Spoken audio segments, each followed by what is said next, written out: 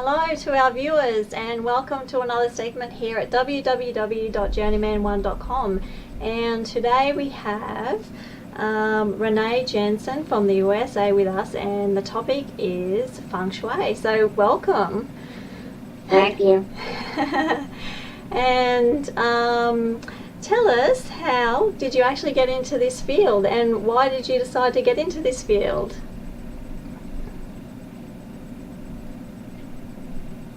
Feng Shui became popular in the United States in the 90s, and there was only one or two books out, and it was one of those things. I picked up a book, read a paragraph, and I knew that this was something that I was just destined to do, and it's been almost 20 years now, and I haven't looked back. It's an incredible art, and I love it. I love sharing it, teaching it, learning, and I find it very valuable.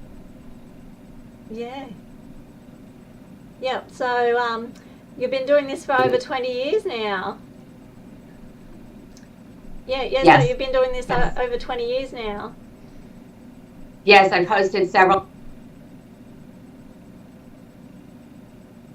Learn and do more, a lot of consultations, teaching. Every day I learn something new about the art. I just love it. It's an ancient art. It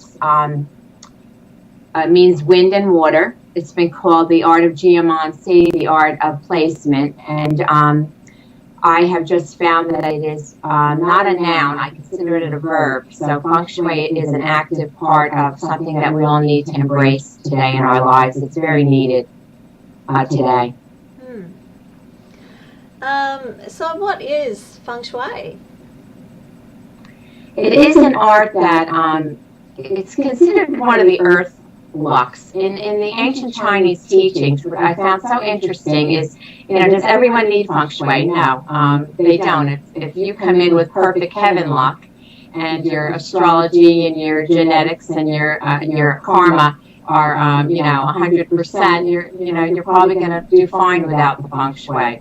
But we come in with three types of energies, and heaven luck is who we are when we come in, and man luck is what we do with our life. The teachings and the learnings. And then there's the earth luck, and Feng Shui is one of those. So it actually can have a third of an influence in our journey. So this ancient art of placement has a lot of value in helping us tune our lives to the highest vibration that we can find. Okay. So where does it actually originate? Most people align Feng Shui with China, Chinese art. The words do mean wind and water, but it actually goes back. You can trace it back through into Tibet. You'll find Feng Shui teachings in every culture and in everyone's common sense in feeling comfortable. I like to think of Feng Shui as the first time man entered a cave and found shelter. It almost goes back to primal energy. When man used the environment to make himself comfortable, safe, and secure, he actually was applying Feng Shui in his life. So it goes all the way back to the beginning. Why is it important now at this time on the planet? Well, more than ever, and I'm very passionate about continuing making Feng Shui less of a fad, which happened in the States here. I don't know if you experienced that globally, but it came in and came out, and it wasn't really given the credibility and the value. More than ever, we need to find balance and harmony in our environment. And Feng Shui is about creating heaven on earth for man, and that does not mean destroying the environment either. It means working with the environment and in a harmony that enhances man, so that you're connecting to the heavenly spiritual energy and you're grounding in with the earth energy, and it nestles human beings to their highest potential in their spaces and places. So it's so valuable today with the high stress today in the electromagnetic fields. More than ever, we need it today, and we need to have it in all architecture and land before buildings are built and land is disrupted. So we have quite a bit of work to do. Yeah. How does it actually work? I love talking about this because when I teach to a lot of, especially Oriental clients, they'll say, "Oh, that was my grandmother's superstition." And how does it really work? Is it magic? As we know, we're all connected. It works with the three basic laws. One it being that we're all connected. But I like to ask people, when you have a thought, it stays within your mind.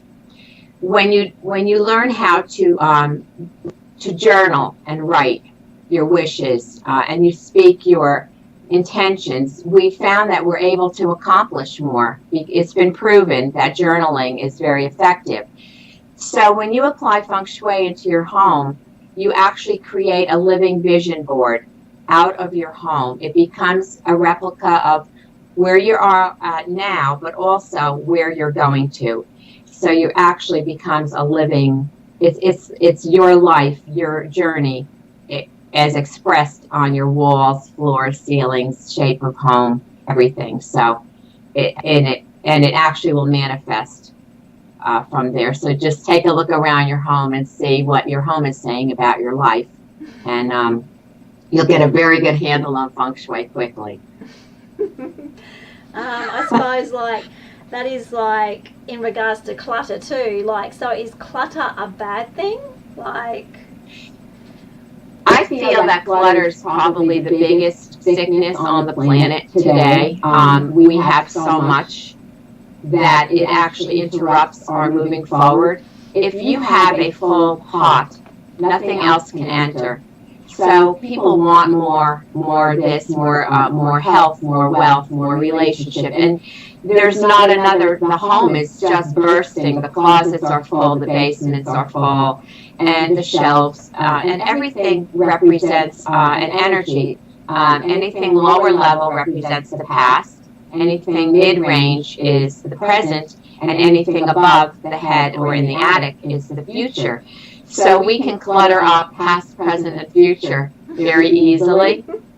And it's very emotional. Clutter is the most emotional topic that I teach. People get angry, they will point the finger at each other and blame each other for the clutter. Yet it will cause procrastination, depression, even high blood pressure, because the home is your body as expressed externally, so you're congesting your vital organs. It tells a story. What are you hiding? What is cluttered? Is it the closets? Because is your life look perfect and yet you have hidden issues? So you've stuffed things into the closet. It's very interesting to see what we hang on to. I've been at many clutter lectures, and it's been called unfulfilled dreams. So there's a grief process around clutter. So I recommend tackling that first if you can. It's not an easy one, but it's our mission on Earth today also to clear the congestion. Yeah, absolutely. Interesting, yeah. And that just starts with yourself first. Yes, if you want to throw out your mate's belongings, you need to take your hands off them and start with your own. Because it's about addressing our own issues and letting them replace clutter, then you're going to get blamed for whatever they're feeling afterwards, the loss, the grief. But if you encourage them and they start to shift their own, they are going to heal. Amazing. It's actually a wonderful catharsis and release if you can just move a few things. It's that important. It's quite amazing topic. Yeah, it is. So have you worked with a lot of hoarders? Say that again? Would you have worked with a lot of hoarders?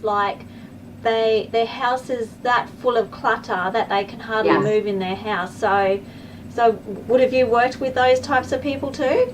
I've worked with a few of them, and it's such an illness today. They almost, when you get to that point, it's almost as if they're just shutting down and closing off. And if you remove a hoarder from their home and empty the home out, you can clear the home, but they will probably go into a health crisis and shut down totally, unless they had a lot of help for them. Much of an illness, it is that extreme of an illness. But we all are little hoarders in our own way. We hold on to things, like modalities. Many of us are healers. We have crystals and books and a lot of things that we need to open up, especially with the 21st century now, the new age of Aquarian energy. We need to open up to the new modalities and refresh everything.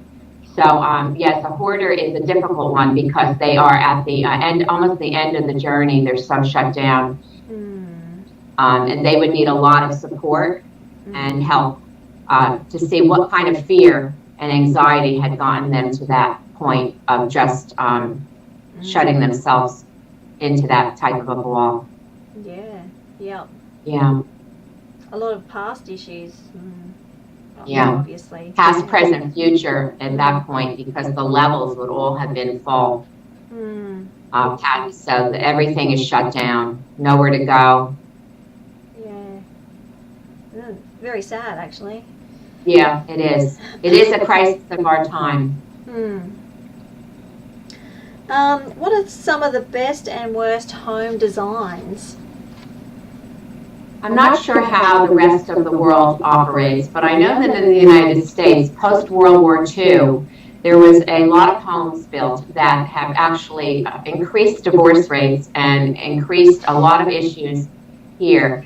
Most homes were built traditionally in a very grounded shape, square, rectangle, or something that was traditional, circular to the culture. And every direction had a purpose. The churches were all built with knowledge, geometries, and the creativity is wonderful. But if it isn't anchored in knowledge, then it can spin out. And I find that here, especially in the States, we have a lot of L-shaped ranch homes that they're shaped like an L if you look down. And also split level and bi-levels. So you come in the door and you immediately have split stairways, things that just don't encourage the human being to come in and feel at ease into a balanced space. So I do real estate here in the States, and I train realtors as well, and I'm encouraging them to encourage their buyers to find balanced homes, which will encourage the builders to build more balanced homes. Now, it's very important. Yeah. So, like, in what you were saying there, would ground level homes be better than, say, like a home that has maybe 2 or 3 layers? I think the layers are fine. They're actually wonderful. It's just you want to be able to come into the entrance and not immediately be approached with a stairway. The stairway should be off to the side a bit so the energy can flow into the home and expand and feel welcoming. And you don't want to have a split staircase, which we have here quite a bit. So the mind comes in. It's called the Mandarin duck. The mind comes in and it has to make a choice, up or down. And so every day it's challenged. And it creates a splitting energy in the family as well. And the luck and the chi and the abundance. So the home needs to welcome you, embrace you, and allow the energy, the chi, to flow through beautifully into each room. So layers are fine as long as the flow is harmonious and encouraging you to travel through. Yeah, okay. So I heard a stove means wealth. Can you explain? Yeah, people always wonder why is the stove one of the key pillars in Feng Shui? And today it might be hard to understand, but and prepare your food, you cannot eat. And so wealth was removed from our lives. We still would need to nourish ourselves. And so our stove well. So many times stove will be broken, and you will find somebody that doesn't, big people just order food in delivered. Yeah. You really don't know what energy you're receiving either, and you're not accessing your own ability to feed and nourish yourself. So the stove is, people laugh a bit, but once they understand how vital the stove, it's a key to symbolizing our wealth, and our wealth is the ability to feed ourselves when everything else is removed. Okay. It's an ancient symbol. Okay. It doesn't matter what kind of stove you have too, like whether it's a gas stove or whether it's a wood or whether it's just an electric stove? No, I found that with the modern feng shui, that it does not matter what type of stove it is. It's good to have one stove, not two. Some people have an island across from another stove that splits the wealth. But your stove should be clean. It should operate well. And if you don't cook, I encourage at least a tea kettle to be. Boiling water is not that difficult. And I think it just represents our ancient fire that we used to gather around to prepare our food. And it's a very important symbol in our home to have. So if you're working on health and wealth, you need to make sure your stove is operable. Yeah. Just a question that I've got too is about toilets. So does it matter if a toilet seat is up or a toilet seat is down? Like, what kind of effect on, as like with feng shui, does that mean? Well, in ancient China and feng shui, there were no good bathroom areas in a home, but most of them used an outhouse, so that was an easy fix. So a toilet represents a draining away, and it's money down the toilet is a famous saying here in the States. And so there really is no good placement for a toilet in a feng shui design, but you can specifically try to align it in an area that's not key. So if it's best if it's not in the anchor of the home, in the back corners, which is marriage and wealth.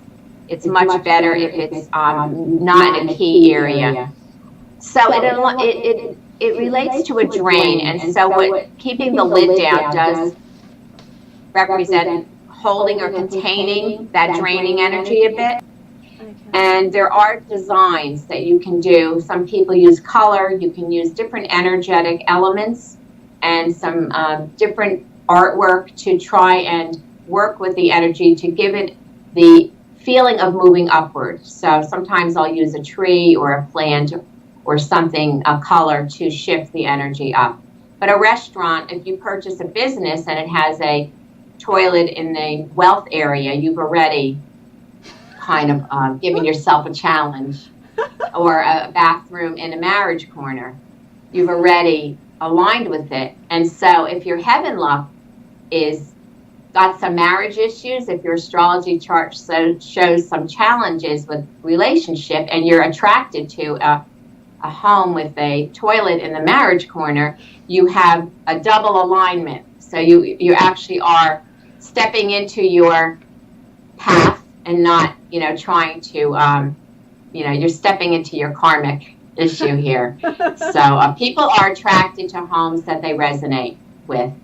Yeah. And we know that's a learning lesson. It's not good or bad. It's a learning lesson. And they're not all easy. No. But the home will tell the truth. The home will show you what you've aligned to.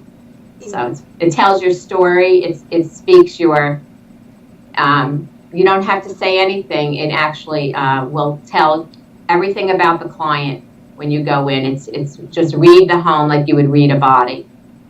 Yeah, that's really interesting. Yeah. It's so fascinating of an art. It's amazing. Yeah. So what colours are best in the bedroom?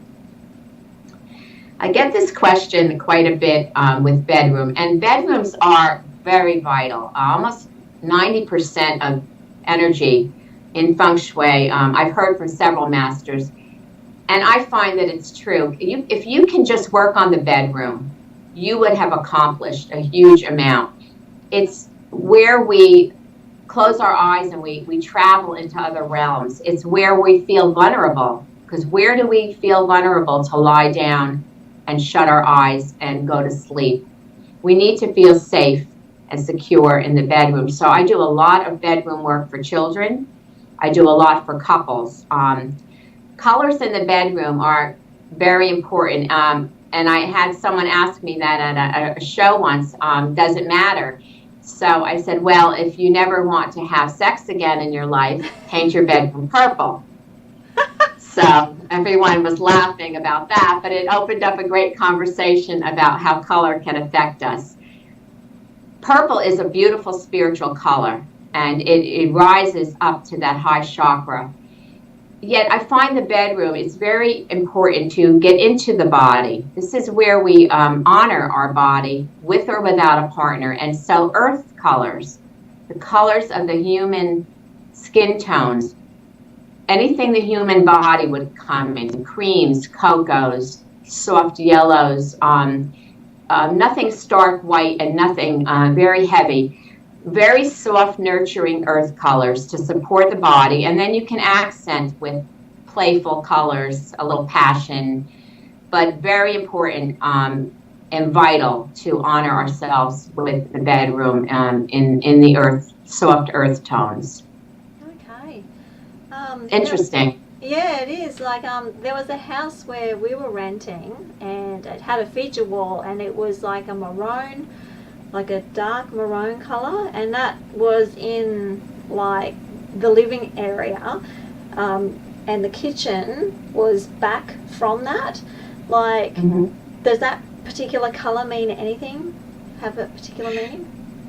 Yeah, well, a maroon would lean into the fire energy. So if you're coming into the home and the maroon wall is there, I'm not sure the alignment, but it could possibly be in the water area, which would cause a clash of life journey. So you want to place your colors very carefully in a home. Some areas each color aligns to an element.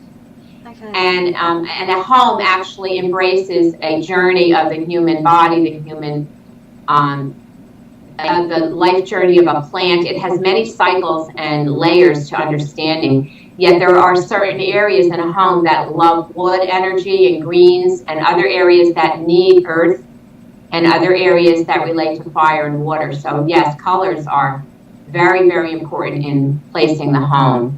And how you feel, what is your element in feng shui, astrology? What do you need personally, and what does the home need for overall balance? So it's a big part of the process. Yeah. So in a way, like what you're describing here now is, it seems like astrology is actually linked with it in a big way. Yes, in a huge way, in full alignment, because it's about your journey in your space. Feng Shui is about the human being in the space, and so what is your balance? If you can prescribe balance and balance a home from a Feng Shui book, but a person might not come into the home and feel balanced, because say you work in an art gallery all day. When you come home, you might want very empty walls. You might need very yin space, very quiet space. If you live alone and you're single and the home is too quiet, you need the home to balance you with activation. So it is very personal. It's personal and primal at the same time. It's a balance of individuality with the human journey. And that's the key in the Feng Shui. Yeah. What does the water element represent? Water is very interesting in Feng Shui, and water represents when somebody has pipes bursting and toilets stopped up. I find that it relates to fear, it relates to financial issues, and also psychic energy. I do a lot of space clearing as well in the home, because the predecessor energy could be also affecting the home, the spirit, and the land. So water is definitely going to show you what's going on in the house. The entry part of the house in form feng shui, the front of the house, the center, represents water element and its career and life journey. It's your path in life. And so you want to symbolize that with beautiful rivers and flowing water. You don't want stagnant water, and you don't want huge crashing ocean waves, because they are very, there's too much turmoil in bringing that much water into the home. I don't recommend water in the bedroom, water pictures in the bedroom. It's more of that quiet earth energy. And so if you have a fountain and it's empty, then you have unfulfilled potential. You're not taking care of potential. If you let something stagnate, you're better off having no water than to have stagnant fountains and pools. So water is very important. And the States we have a lot of swimming pools. Yeah. And they're often put in the fire area in the back of the house, and it puts out the fame. So fire and water in feng shui need to be harmonious and respectful of each other in placement. Yeah. What does the fire element represent? The fire in feng shui, it's our electrical energy, it's our mind, it's our thoughts, it's our fame. It's called fame and future reputation. It's how the world sees you and pays you. Are you treated and respected well in the world? How are you seen? You might receive a lot of money. You might be very wealthy, but you're not really honored and respected. So it also relates to the future. So if you're not getting paid well at work, or you're not being treated well, and you're not receiving the promotions that you require, then you need to take a look at your fame area to see how your fire is doing there. It's very important to keep that fire energy. Fire is the sun. It's the key to life. So it's a very important element. And too much fire will completely burn out. Too much reds, too many fire energy will burn up the money, it will burn up health. So it needs to be very respected and placed very well. I have seen in some homes like how they've got the little, I think it's little frogs with the like coin. The money coin. Yeah, like do they have to be in a specific position in the house, or can they be anywhere? Well, any of the feng shui symbols, and you can have a lot of fun with these too. If you're attracted to the feng shui symbols, the frogs and the qiloms, I would definitely bring them in. If you're not attracted to them, you can bring in an abundance frog in a different way. You can bring in a crystal that might represent abundance, or a picture. They do go into certain areas, and every year annually the feng shui changes. So you have a master template, and just like every year is different in astrology, every year in feng shui the luck changes. The map actually will shift and change, and so the frog may want to go into a different area. This year we are, until February, we have a lot of issues with the center of the home. And I've done, there's salt water cures that you do, and ways to keep the center quiet. And the north this year is challenged. So you need to, if you really want to understand how to balance, you do a general balance, and then you look at the annual placement, which you can find all over the internet, and a lot of teachers will teach the annual feng shui cures. I find them very beneficial. It is, you have the cake of the actual master feng shui, and then the icing is your annual way to align and balance symbols. So you might want to move your frog around or another symbol and not put them in a critical area this year. So yeah, it's very layered. It's simple and complex at the same time. Yeah, it can become overwhelming. There's a lot in it. Like, we could talk for ages on this. Yeah, it's 5,000 years old, and when I teach for an hour, I try to give everyone as much as I can, but it's like I can't I can't condense 5,000 years into an hour, but I'll try. And, you know, it's honoring yourself and your space and how do you feel and how's your life doing. If it's doing 100% or 99, don't worry about anything. But if you're challenged in an area, then apply the feng shui because it will help you. It will shift. Yeah. Yeah. What about cleanliness of a home? Does that have an effect? Yeah, it's just like cleanliness of the body. We don't respect our homes. We're not respecting our bodies, our life. I was always a reader and a thinker and a poet. From when I was young, I've always been, one that have chased the mysteries of life. And so the idea of curtains and dusting and vacuuming did not appeal to me when I was younger. So I think feng shui was my lesson in learning that your physical body is as important as the mind and being balanced. And so feng shui isn't about respecting the home and your body and your life and cleanliness and being honest with that, with your home. How is it really doing? Are you really cleaning the home? You're just shoving everything into the closet. Is a way of how are we addressing our respect for ourselves in life. So yes, it's very important. Yeah. Okay. Can you please tell us about your business and whether you have a website? Okay. And how you teach. Like, do you teach online and that kind of thing? I have a Conscious Design Institute and the Conscious Design Magazine. And I do a lot of in-home and business consultations because I feel being out in the field is really where you learn quite a bit. I've done, from skyscrapers to funeral homes. I've done truck companies, children's bedrooms.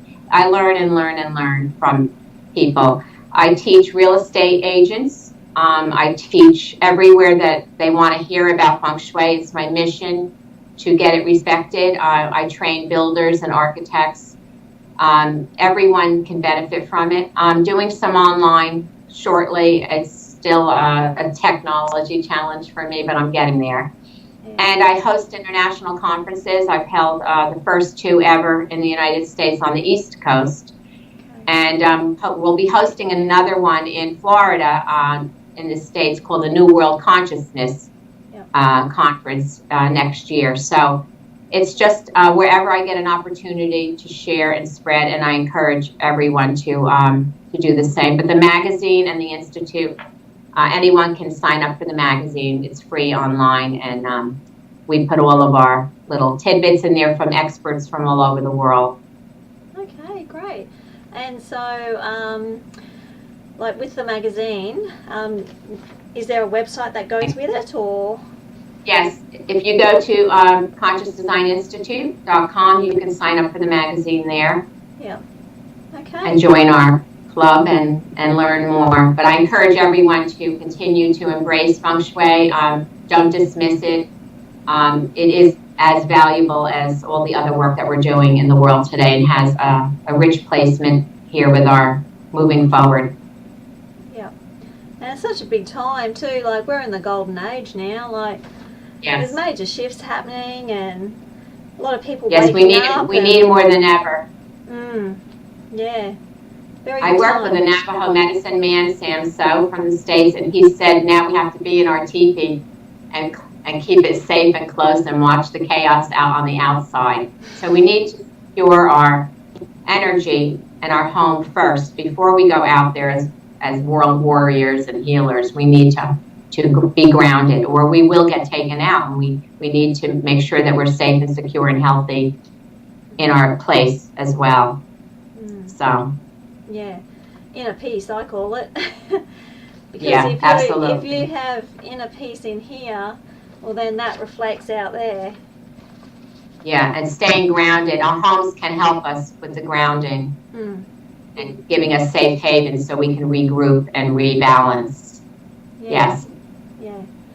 Well, it's been great talking to you, and thank you so much for joining us here tonight. I'm honored that you asked me, and your work is wonderful. I intend to learn more, and be a follower. I'm very delighted that you invited me. Okay, thank you. Thank you. Just stay on the line. I will actually click you off in a sec. I just need to finish up here, and then I'll chat to you very soon.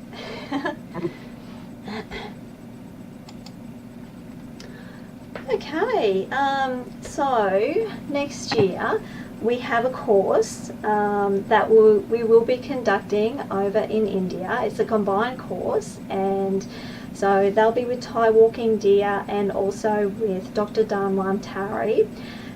So what will actually be happening is Thai will be concentrating on the shaman's way, and Danwan Tari, he'll be concentrating on the Ayurvedic and yoga side of things.